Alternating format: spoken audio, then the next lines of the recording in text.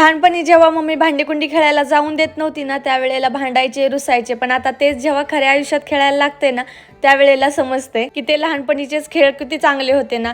आता तुम्हीच बघा, एकटीसाठी एवढीसं पीठ मळत होते मी, 2च चपात्यांचं, आणि थोडंसंच उपीट करायचं होतं. तर एवढीसं करायला पण कंटाळा येतो, पण बनवावं तर लागणारच होतं. कारण आकाश मला सांगून गेलेले की प्रत्येक गोष्टीचा मला व्हिडिओ पाठवत राहायचेस तू.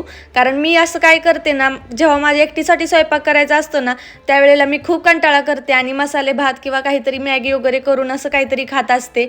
आणि त्यामुळेच त्यांनी मला ह्या वेळेला बजावून सांगितलं होतं की तू पूर्ण स्वयंपाक बनवायचा आहेस आणि तो खायचा आहे. चला, दुपारच्या वेळेला मी जेवण करून घेतलेलं, खीर, चपाती आणि मेथीची भाजी. एवढं खाऊन झाल्यावरती झोप अशी आली होती ना, त्यानंतर उठल्यावरती एक ॲपल खाऊन घेतलं आणि थोड्या वेळाने माझ्यासाठीच फक्त एकच सँडविच बनवलं होतं.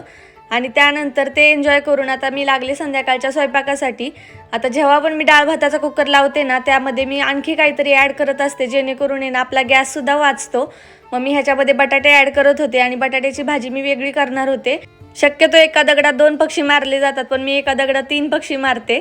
आणि बघा, माझे भांडे पण कमी साठतात आणि वेळ पण वाचतो आणि गॅससुद्धा वाचतो. आता हा आपला अनलिमिटेड भातुकलीचा खेळ चालतच राहणार आहे. तुम्ही पण लहानपणी असं भांडीकुंडी खेळण्यासाठी घरी भांडायचा का, रुसायचा का, कमेंटमध्ये नक्की सांगा.